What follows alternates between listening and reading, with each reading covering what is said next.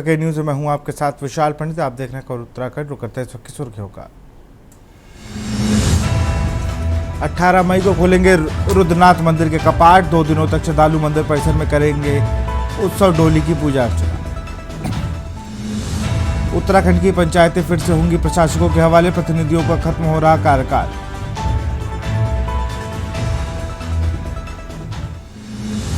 UP में bird flu से बाघिन की मौत के बाद उत्तराखंड में भी वन कर्मियों को किया गया अलर्ट। बर्ड फ्लू से जुड़े प्रोटोकॉल किए जाएंगे फॉलो।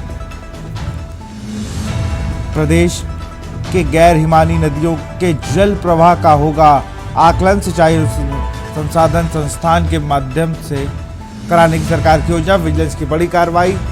आईएसबीटी चौकी प्रभारी को 1 लाख की रिश्वत के साथ रंगे हाथों पकड़ा। तापमान बढ़ा तो गर्म हवाएं करने लगी परेशान। आने वाले दिनों में मौसम में बदलाव होने की संभावना। गर्मी से मिलेगी निजात। आप देख रहे हैं के न्यूज, खबरों का सारथी। खबर रामनगर से है, जहां कांग्रेस कार्यालय को लेकर चल रहे विवाद ने अब राजनीतिक तूल पकड़ लिया है। कांग्रेस के पूर्व विधायक रणजीत सिंह रावत ने आज प्रेस कॉन्फ्रेंस कर बड़ा बयान दिया। उन्होंने आरोप लगाया कि उनके खिलाफ पार्टी के सुपारी किलर सुनियोजित तरीके से साजिश कर रहा है और एक खास नेगेटिव नैरेटिव तैयार किया जा रहा है। रणजीत सिंह रावत ने कहा कि बीते दिनों जो घटनाएं हुई उसके बाद से कुछ तथाकथित पार्टी के ही कुछ लोग जिन्होंने उन्हें सुपारी किलर कहा और उनके खिलाफ माहौल बना रहे हैं। रणजीत सिंह रावत ने कहा कि जो लोग खुद अवैध शराब, जुआ, सट्टा और वसूली में लिप्त हैं, आज वो मेरे खिलाफ नैरेटिव सेट कर रहे हैं।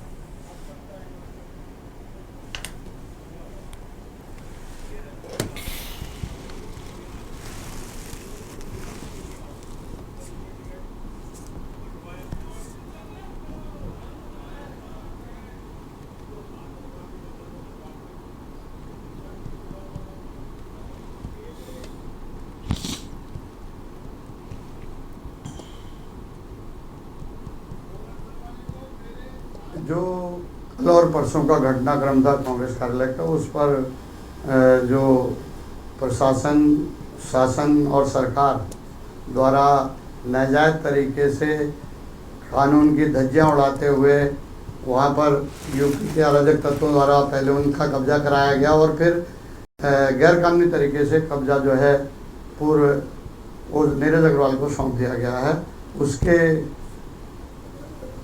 परिप्रेक्ष्य में हमने अपने कार्यकर्ताओं की बैठक और अन्य विकल्पों पर विचार करने का यहाँ पे काम किया है। मध्य प्रदेश के जनजातीय मंत्री विजय शाह के कर्नल सूफिया कुरैशी को लेकर की गई गलत बयानबाजी को लेकर पूरे देश में आक्रोश का माहौल है। तो वहीं हल्द्वानी में भी कांग्रेस महिला दल मोर्चा की महिलाओं ने भाजपा सरकार का पुतला फूंका। उन्होंने मध्य प्रदेश के मंत्रिमंडल से विजय शाह के इस्तीफे की मांग की है। उनका कहना है कि केंद्र की सरकार को पूरे प्रकरण को लेकर देश के सामने माफी मांगनी चाहिए।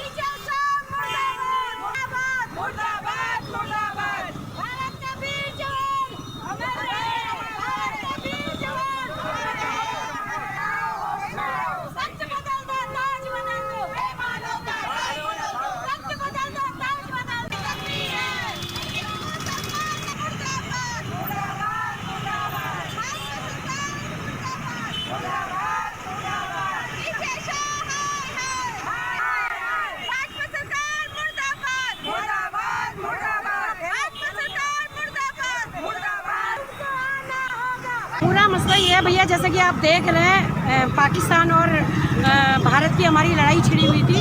उनने हमारे भारत में आक्रमण भी किया था और हमारे 2 वीर मतलब इतनी अच्छी महिलाएं सैफिया कुरैशी और एक बहन और थी जिन्होंने पूरा युद्ध किया था और भारत को विजय की दिलाई थी।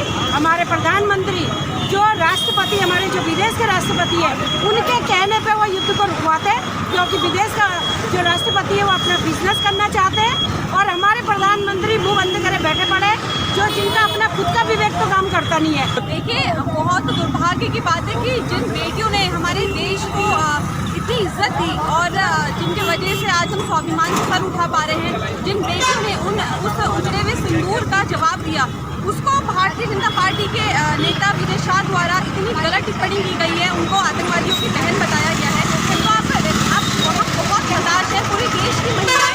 आप देखिए कि किस तरह से साफ देखा जा सकता है कि क्या सम्मान है इनका महिलाओं का, इनकी नजर में महिलाओं का, और हम सभी बहुत आक्रोशित हैं। उत्तराखंड चंपावत जनपद के पूर्णागिरी मार्ग से भारत नेपाल सीमा के बीच निर्माणाधीन करोड़ों की लागत से बनाए जा रहे टनकपुर जौली जीबी मोटर मार्ग के निर्माण को लेकर 7 साल बाद भी प्रगति अधूरी रहने की तस्वीरें सामने आई हैं।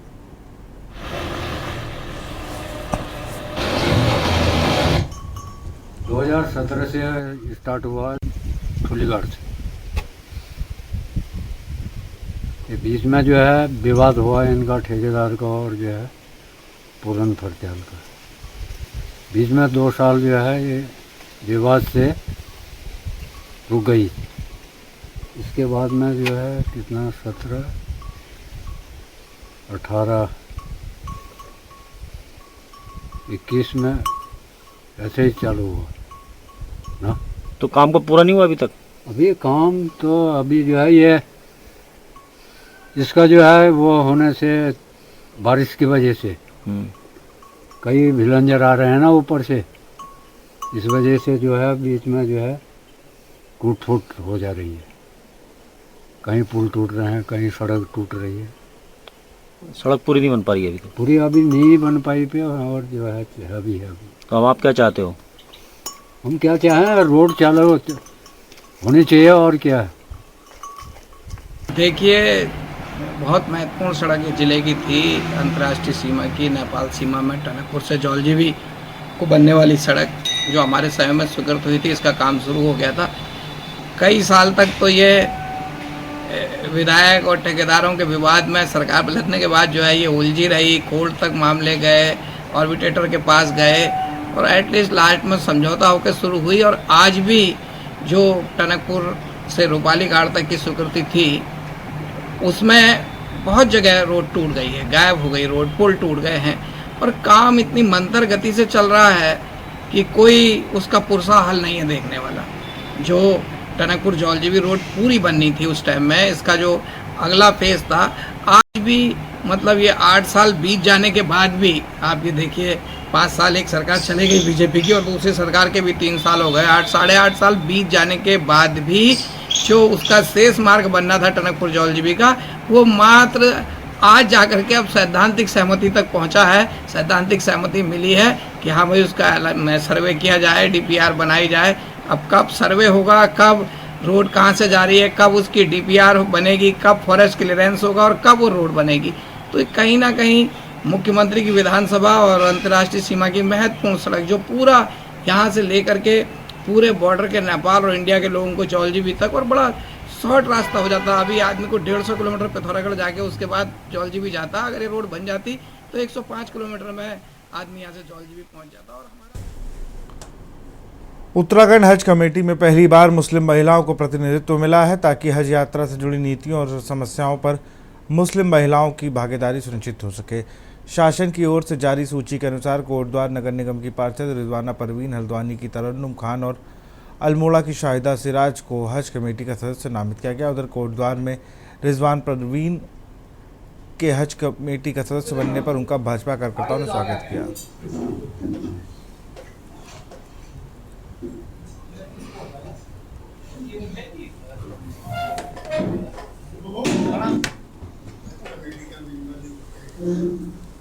इससे हमारे आने वाले टाइम में हमारे शहर के जो हज यात्रा पे जाने वाले लोग हैं उनको बहुत अच्छा फायदा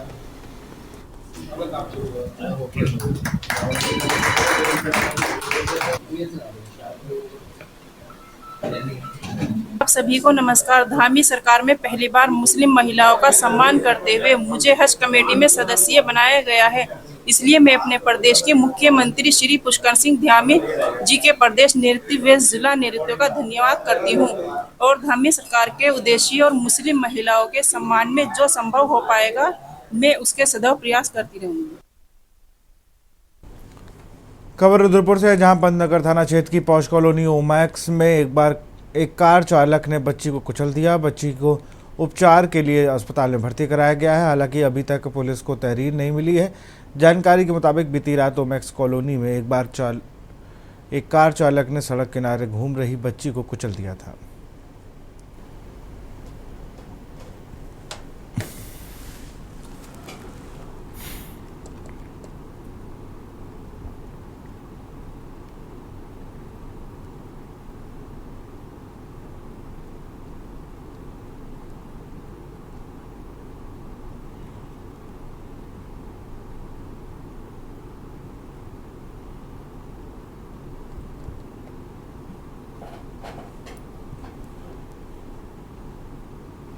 मामला संज्ञान में आया है कि गाड़ी चालक ने बच्ची के पाँव के ऊपर गाड़ी चला दी है। तो अभी तक तहरीर प्राप्त नहीं हुई है, लेकिन तहरीर जैसे ही प्राप्त होगी तो हम इसमें कानूनी कार्रवाई करेंगे।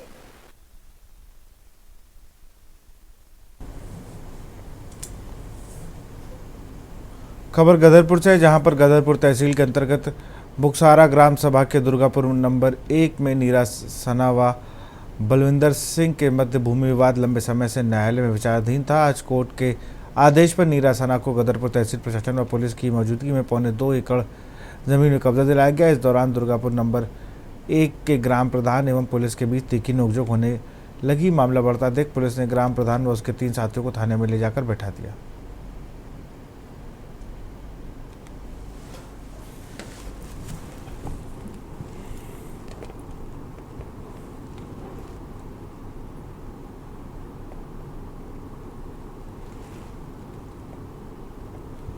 जो है ये 20 साल से इसमें तारीख लड़ रहा है इस खेत को लेके। अब हमारे चाचा का एक लड़का था, वो एक्सपायर हो गया था।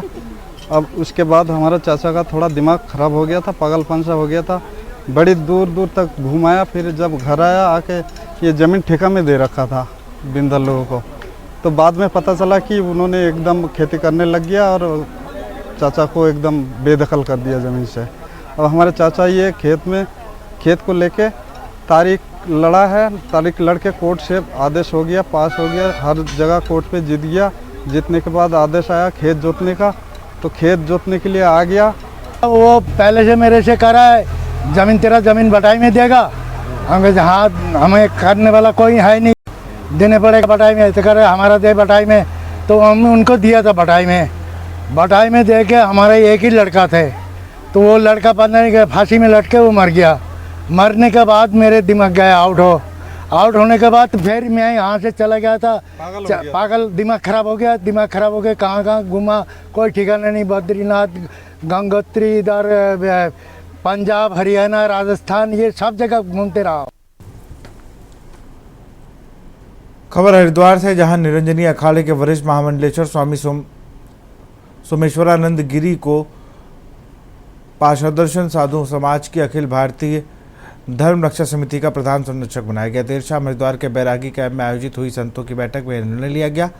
संतों ने 124 संप्रदाय वाले पार्षद साधु समाज सभी 13 अखाड़ों में शामिल है। समाज के साधु संतों से देश और विदेश में सनातन धर्म की पताका फहरा रहे हैं।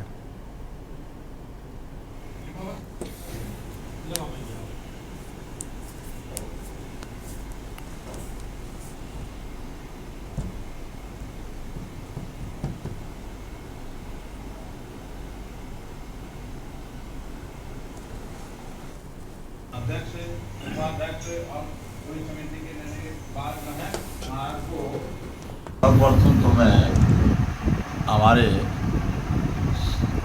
खरदर्शन समाज के अध्यक्ष, उपाध्यक्ष और पूरी समिति के सभी पदाधिकारियों को धन्यवाद देता हूँ कि उन्होंने मुझे इस समिति में अपने को चुना है। ये साधु समाज खरदर्शन समाज में सभी आ जाते हैं, सन्यासी, बैरागी, उदासी, अघोरी, नाथ, इन सभी समाज को एक साथ लेकर चलने की परिक्रमा को खरदर्शन कहते हैं, सभी मिले। और यहाँ रुकते छोटे से ब्रेक के लिए। आप देख रहे हैं के न्यूज़, खबरों का सारथी। विमल में गुलिस्तां की ये कुछ लजीज फरिश्ते जब साथ घुले तो जी ललचाए और दिल कहे कि स्वाद की इस जुबान में खुद को ऐसा डुबाऊं कि निकल ना पाऊं। विमल की जुबान कुछ है ही ऐसी, मानते हैं ना? विमल, बोलो जुबान केसरी।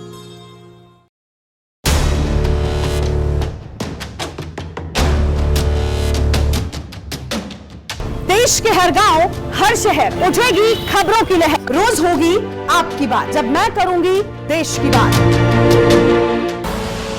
आप देख रहे हैं के न्यूज, खबरों का सारथी।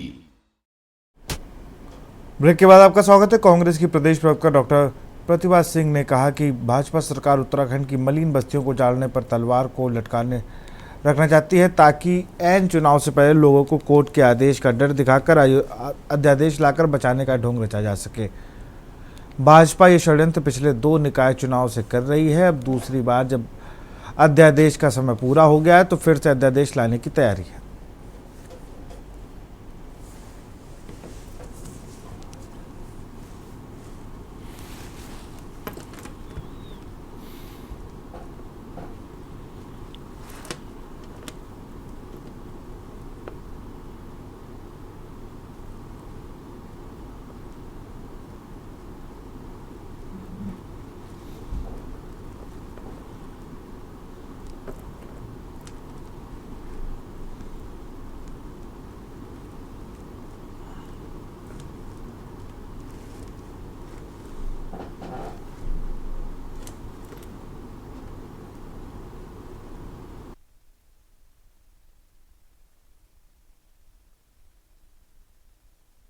देखिए, सरकार कभी भी मलिन बस्तियों के नियमितीकरण के लिए जो है सीरियस नहीं रही। सरकार हमेशा इसे टालती रही, इसीलिए अध्यादेश लाके, ये कांग्रेस पार्टी की देन थी कि अगर हम सरकार में वापस आ जाते तो अब तक ये जो मलिन बस्तियां हैं इन पे उनका मालिकाना हक हो जाता। सरकार ये 1-1 साल 2-2 साल का जो टाइम है ये बढ़ाती जाती है। जब चुनाव आते हैं तो मलिन बस्तियों के लोगों की उन्हें याद आती है, चुनाव चले जाते हैं, ये मलिन बस्तियों के लोगों को भूल जाते हैं। तो आज सरकार को ये बताना पड़ेगा कि मलिन बस्तियों पे रहने वालों के जो सर पे तलवार लटकी हुई है जो है ध्वस्तीकरण की, इसकी जिम्मेदार इसका कौन है और उनके विषय में सरकार क्या सोचती है, उनको क्या सुरक्षा प्रदान करेगी। और ये मुझे लगता है भाजपा सरकार के लिए एक बहुत जो है सीरियस बात होनी चाहिए आज के दौर पे, क्योंकि हजारों लोग वहां रहते हैं, वो उनके ऊपर बेघर होने का खतरा मंडरा रहा है।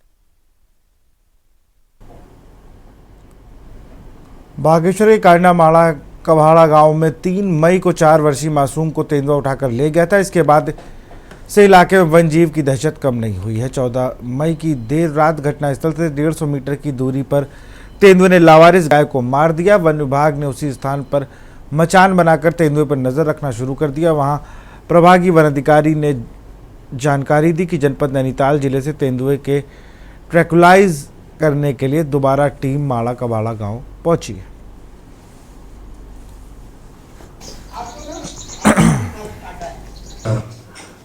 कैमरों में या बिजली के आसपास कहीं भी गुलदार के उगने की संकेत नहीं मिले हैं और कहीं कहीं पे अगले गांव में गुलदार होने की फ़ोन पे 2 बार सूचना मिली हुई है। और आज बगल के गांव में एक जानवर को किल किया।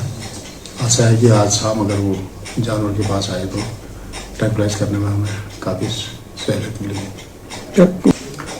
वहाँ पे हम लोग स्कूल में, गांव में लोगों को जन जागरूक कर रहे हैं कि बच्चे अधेर होने के बाद अगर छोटे बच्चे हैं तो बाहर ना मिले। अगर बाहर जाने की बहुत आवश्यकता हो तो बड़ों के साथ और अपने उजाला के साथ बाहर निकलें और बच्चे स्कूल समूह में जाएं। अगर हो सके तो गांव के कोई सीनियर आदमी साथ में जाते वक्त या लौटते वक्त साथ रहें। जिस घर में भी कुत्ते पाले हैं उस घर में विशेषकर सावधानी बरतने की जरूरत है। शाम के बाद खैर उत्तराखंड में फिलहाल इतना ही। देखते रहिए के न्यूज़ इंडिया। नमस्कार।